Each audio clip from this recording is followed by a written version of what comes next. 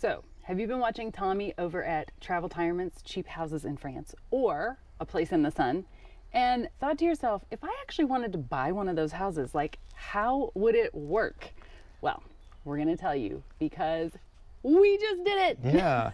So the process, how long does it take? What cost to expect beyond the list price, and exactly how Napoleon, how he delayed our closing. Yeah. So for those of you who are new to our channel, we came to France as a family in 2022, looking for a year of adventure, experience another culture, learn some language. We fell in love with the place, renewed our visas for the long term just last year, and you can watch our video about that Right up here. Yeah. We've been renting Airbnbs and Jeets for about 18 months, and part of us thought, we could do this for a long time. I don't need to own anything. You can move whenever you want, and someone else gets to handle all the maintenance. This makes These are not really my happy. problems. Yeah, I think I could have done this for a long time. Yeah. But honestly, I struggled with this. I found it really hard to work in like kind of temporary makeshift offices all the time. And even when we were in one place for several months, I just missed my own kitchen stuff when we had people over for dinner. And Juliana and I have this habit of accumulating books. It's an adorable habit, but those books do not travel very well. No. No. And while I didn't miss the house maintenance at all, I really did want to garden again. And I like doing house stuff, you know, and all that stuff is just hard to do as a nomad. Yeah. So we decided to start looking for a house here in France. We looked for many months. We looked at lots of houses with weird problems, dead animals floating in pools. Remember the mushrooms growing out of the ceiling of that house? Yes. Yeah. Which our French friends immediately asked, did you check what type of mushrooms they were? Which is such a French thing to ask. It's funny. Yeah. But We finally found one. yes! Yeah. We knew it was it the moment we saw it and knew we wanted to make an offer. But we were standing at in the yard looking at each other and thought, how do we do this? What the heck do we do? What do we do next? Yeah. We didn't have a buyer's agent shepherding us through the process, as Right. buyer's agents aren't very common here in this part of France. And you know, when you watch those the house shows and the couple falls in love with the house and they tell the agent, oh, the host, we want to make an offer. Right. Cut to commercial. Come back, they own the house. They've got dinner prepped, all their furniture's there. What Yeah. the heck happened in that commercial? Yeah. Like what comes in between that when I want to make an offer and I'm cooking dinner in my kitchen? So, as usual, we are not real estate professionals, but we thought it would be helpful to share our experience. And so what comes next is the general sequence of events that we went through in the purchase process. So, number one. Make an offer. This can be a written offer in email, or it could be a verbal offer to start with. Yeah. You don't have to have an agent to do this. We certainly did not. You know, one thing to note is inspections. They're not standard here in France in the same way that they are in the US. But there is something called a diagnostic report, and you can request one. You definitely should before you make an offer. Yeah. You can even get it before you go see the house for the first time, which is fantastic. The diagnostic report is a series of reports on the house's electric system, the septic, termite inspection, lead, asbestos, pollution risks, noise risks, seismic risks, and an energy diagnostic that shows you maybe the heating and cooling costs of the house. If you're worried about any of these specific things, you can always bring an artisan with you to further inspect them. But having this document before you go see the house and before you make the offer is critical, so make sure you have the diagnostic. Yeah, it makes a big difference in making an, because houses are usually sold as is, making an offer that's appropriate to the property. An informed offer. An informed offer, exactly. Okay, so after you do this, obviously, very similar to the US, the seller accepts counter offers or declines. But something that is different here is that if you make a full price offer, by law, the seller must accept. So there's like no bargaining with multiple buyers to try to drive the price up over asking. It's illegal here. I don't know about you, but don't you hate the period in the US where you put in an offer and you're just waiting for them to come back with the, now you get to make your best offer. Oh my God, because they have multiple, but I've you don't already know done how that. many, and you Yeah. don't know, and it's like, oh, it's so stressful. But there's none of that here. Yeah. Unless the seller has multiple offers at the same price at the end of the same day. And in that case, they do get to choose between them, but they don't get to ask and drive the price higher. Right. So there's none of that coming back, oh, make your best offer. I don't miss that. There is, although we should say this is like you know, like many things. Yeah. It is the law, but just because it's the law doesn't mean that everyone's going to follow Right. this and do what they're supposed to So do. you'll still see it occasionally, but it's way less than the U.S., and it shouldn't be happening. The one other exception to this is if you make a full price offer and the person decides they don't want to sell their house anymore. They don't have to accept your offer. Yeah. They can take it off the market. This actually happened to us last year. We were high-fiving because we found a house we loved. We made an offer, and it was a full price offer. So we're like, yes, we're in. He's got to accept it. We're getting this house. Yeah. And then the agent called us back and said, no, he's going to be taking it off the market. Now, in retrospect, we think there was like a lot of drama going on with the agent and the owner about this. Whatever. And you know what? It all worked out because it saved our purchase for a place we found that we loved even more. Yes, absolutely. So that was okay. You made the offer, it's been accepted. What comes next is the immobilier is going to draw up the offre d'achat au prix, or the purchase offer. This is really just a formal drafting of what you've agreed to, either verbally or in writing. So it's got the sale price, the realtor fees, a formal description of the property, any other conditions like you want a certain chair. It's also going to have an expiry date on it. There is no money that changes hands at this point, which is a little different. Yeah, right. So there's no option fee usually, and you have 7 days from when this offer is put out, or I guess that could be changed in the document, but you have 7 days to cancel the contract with, you know, no consequences here. So again, what we want to point out is that this would usually be the period most closely thought of in the US as the option period, right? Where you've entered into a contract, but you've got 10 days to cancel it, and you have that time to change your mind, to get additional inspections. Or in the US, often this is like, when we've sold houses, it's like the period people use to renegotiate when they find anything on your inspection. Yeah. But here in France, you have that diagnostic file before you make the offer. Right. Houses are sold as is, so you don't expect to negotiate at this time. You've made the offer, that's the offer. Yeah. If you do discover something major or change your mind in that 10-day period, you can walk away without penalty, no problem. You know, and this is so different, I think, than the US. We've sold a few houses in the US, and more than once we have had buyers whose objective is to just get that initial offer accepted.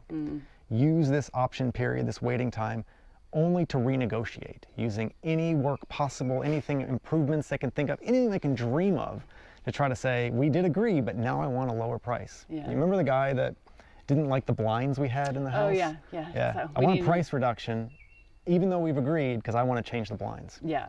So it's not to say you couldn't do that here, but I mean, it would not be very well received. Yeah, the process does not work like that here. So you still have a get out, you know, you still got an escape hatch after this, but it's not, don't look at it as in the same way as the US is like, oh, they've accepted it, but we're going to do an inspection, we're going to look, and we're going to renegotiate. Right. So again, not to say it couldn't happen, especially if you discovered something really big, but I wouldn't go into it with that expectation. Right. So offer's been accepted. You're like, yes, I'm in. You're going to need a notaire. You will. So what is a notaire? right. It is, we don't have really quite the equivalent in the US, but in the context of buying a house, the notaire is, think of them as like a lawyer and the titling company all rolled up into one. Their job is to make sure that the transfer of the house from seller to buyer is legal, follows all the applicable rules, laws, and that proper tax is paid on the transaction. So the seller will always have a notaire, even if they're selling it themselves without an agent. They must have one to actually sell the property legally. It's the same as like you need a titling company in the US. They will have already agreed on like the prices and fees, etc., with their notaire. And then it's up to each buyer if you would like to get your own notaire to bring to the transaction. It's not going to change any of the fees. Those have already been set and they will be shared between the notaires, sort of like real estate agents have historically done between buyers and sellers when there's two of them in the US. So, but they will only represent like the interested party. So like that, if you get your own notaire, they are only representing you and your interest on the side of the transaction. So we definitely did this. We found a notaire. She spoke great English. She came highly recommended locally.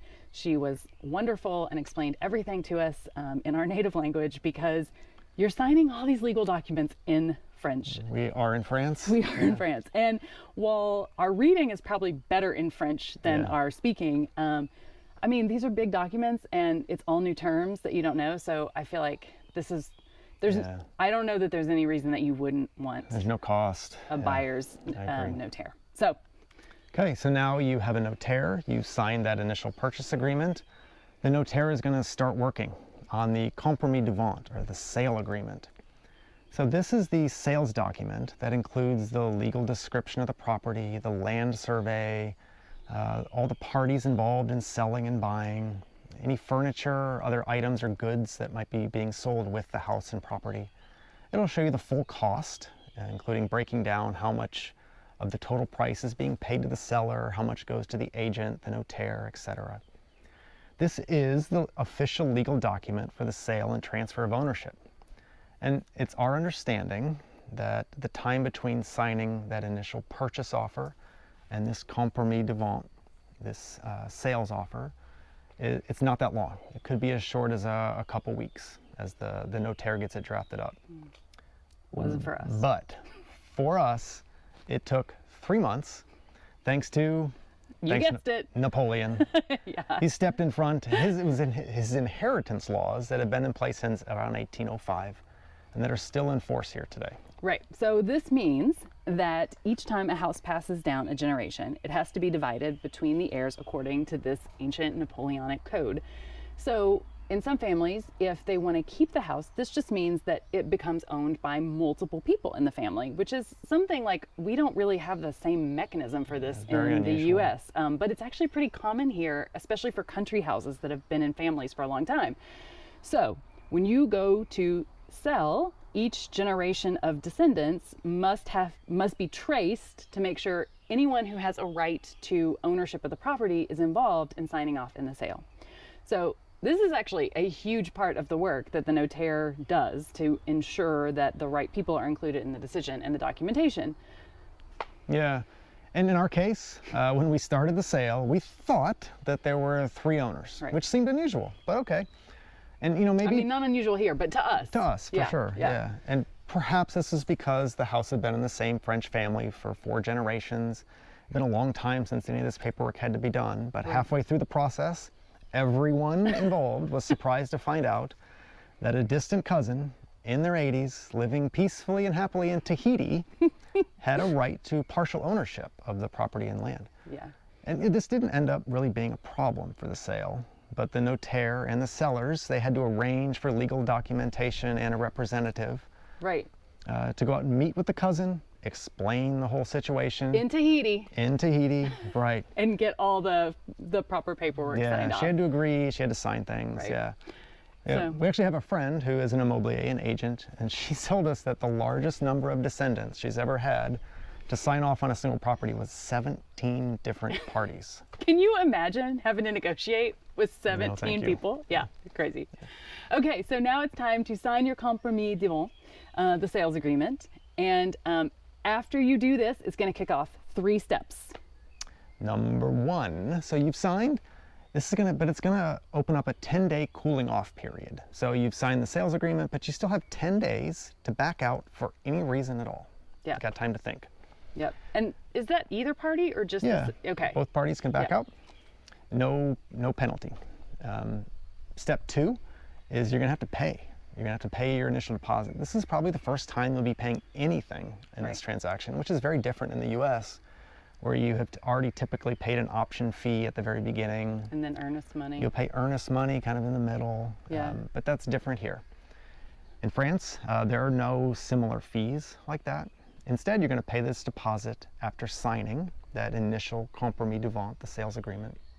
And the deposit is typically 5 to 10% of the house price. Yeah. So you want to be ready at this point. You might be putting down a significant amount of money. And remember, you're in France. It does need to be in euros. Yeah. So you just kind of have to have a plan for how you're going to get that large amount of money into the euros by that point. So this is another.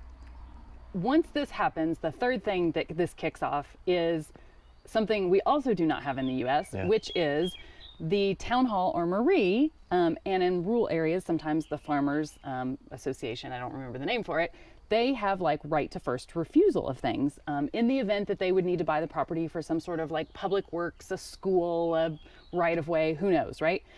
So there's a period of time after you've signed the compromis that then all these people have to sign off that they don't want to buy the property, and they have to buy it at the same price as you and the seller have agreed upon, right?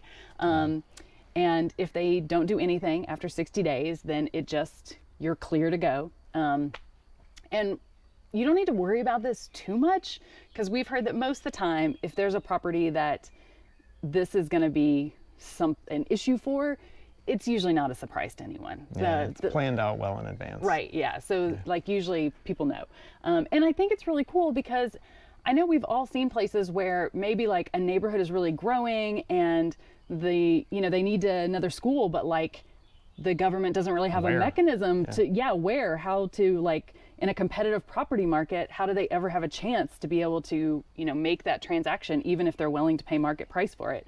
So I think it's kind of cool that I think it would probably be a bummer if that happened in the midst and you weren't expecting it, but I think it's a cool function that they have so that the seller still gets market price and, the government has some recourse to be able to obtain a property for something for public goods. Yeah. So, all right. So if you are still watching this video at this point about the legal terms of buying a house in France, you are in deep. You're not a casual France fan who just happens to like a croissant, right? Oh no. You, my friend, are a legit Francophile. You've probably already seen Lupin, Call My Agent, The Paris Agency, all on Netflix. And side note, for those of you who've watched The Paris Agency, does anyone else think that season 3 was really all about setting up Daniel Dagger's show that was then going to be released? I don't know. I'm just saying. I'm suspicious. It's gotta be. All right. So we have our first partner for this video. We think this is a thing only for those of you who are really deep into learning like the culture, the lifestyle, all the French things. Yeah, it's a brand new service in the US called France Channel. It's real French TV shows and movies. It's not something just French made for a US audience. Right. And I know no one really needs or wants another streaming service. We all probably have 10. Yeah, I know.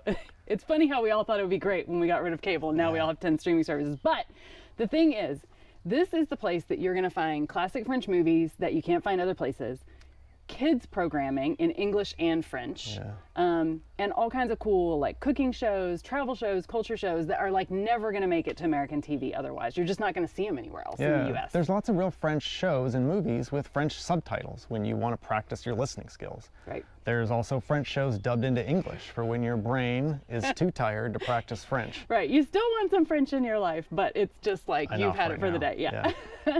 So, or there's no new Baguette Bound video to watch right then. So something I haven't really seen on many of the other US streaming services, kids programming. Yeah. Both in French so that your kids can get used to hearing it, right? So, yeah. And there's also French kids shows dubbed in English so they can start to like get into a show and like the characters, and then when you move to France, as they progress in their French learning, they can like, there's something familiar and then they can kind of like switch over to that, which I think is also kind of a cool option. It's very cool. The other thing was, like, since we've been here, I've been wanting to start to like acquaint myself with more like classic French culture and film so that I get references. And like after I watched the documentary series that Netflix did on Brigitte Bardot, I wanted to watch that classic French movie that made her really famous that they mention a lot, When God Created Woman. Yeah. And I couldn't find it anywhere with English subtitles except for France Channel. So it was awesome. Yeah, they've really invested in putting subtitles and dubbing on so many different great films and TV shows. Right, that you just can't find anywhere else. So it's a super cool service and it brings authentic France right to you. Yeah. And right now, if you use the code BAGUETTE30 for a limited time, you'll get a 30% discount. And it helps to support our channel. So win-win! Yeah. All right, click the link below. It'll take you straight there. Yeah. Yeah, so you're waiting probably longer than 60 days, somewhere between 6 to 12 weeks after you sign this initial compromis de vente, this initial sales agreement. You're going to sign the acte authentique. This is the final sales agreement. It's really just a copy of what you signed 3 months before. There's also going to be things like the septic tank has to be examined and emptied, the furnace has to be checked. You will need to get house insurance before you sign. Yes. We were a little surprised by this. We were paying cash. We didn't have to get a mortgage, but we were still required to provide insurance. So that was a last minute surprise that we had to jump in. Yeah, thanks, Reese. Yeah. And then the last thing, before you go in and sign these final agreements, you'll need to transfer the full funds. And the great thing about signing the final documentation, the final sales agreement, it's exactly the same as the initial sales agreement that you signed 60 to 90 days earlier. Yeah. So you already know what you're doing. You just got to go sign. And then once you do, You get keys. it's all yours. Yeah. Yeah. After that, you got a few simple things. You'll need to set up utilities, check with the town hall about trash. Probably want to introduce yourself to the mayor. Yeah, those relationships are really important here. Yeah. Okay, so last thing. What are the costs you're going to expect? Well, one, you've got the sale price of the house. You can see Right. that listed. Right. Additionally, there's going to be, it may depend on the age of the house. So for houses that are less than 5 years old, you'll pay 2 to 3% in closing costs. For houses that are older than 5 years, it's more like 7 to 8%. These closing costs are things like paying the notary for her work, paying taxes, the transaction taxes on the purchase, as well as like regular documentation costs. Tracking down relatives in Tahiti. Yeah, it's not free. So you can add those at 2 to 3 or 7 to 8% on top of the price you see. One thing to be aware of when you're seeing prices online, the agent's fee is often, but not always, included in the price you see. So you'll see that in the description or somewhere on the page, but do look for that. Right. Those agent's fees can vary depending on the agency and the value of the house. Yeah, it's less standard than in the US. Yeah, there's not one strict set fee that you would expect to pay for agent's fees, but it should be listed in the sales agreement. Right. Okay. So overall, we found the buying process in France, besides the delays, we actually found it to be pretty smooth. Yeah, it was. And one thing I really liked is that it felt like once we settled on a purchase price, there was a lot less back and forth and renegotiating, which I think kept a lot more goodwill in the entire transaction. Although the family we bought from was awesome Wonderful too. people. So Yeah. that helps. did. But Yeah. I'm hoping that if you are looking to buy a house in France also, that it goes just as smoothly for you. We are wishing you all the luck. And yes, we are going to show you the house. You will get a tour. Yeah. We will tell you how much it costs so that you can see like what you get for the money, but not right now. Today. Because we are moving in and it is chaos. Turns out moving in France or the US, they're both just as fun. Yeah, exciting times. Yeah, so stay tuned. Okay, but thanks for joining us today. We'll see you soon. A bientôt. Whew, that was a long one. Yeah.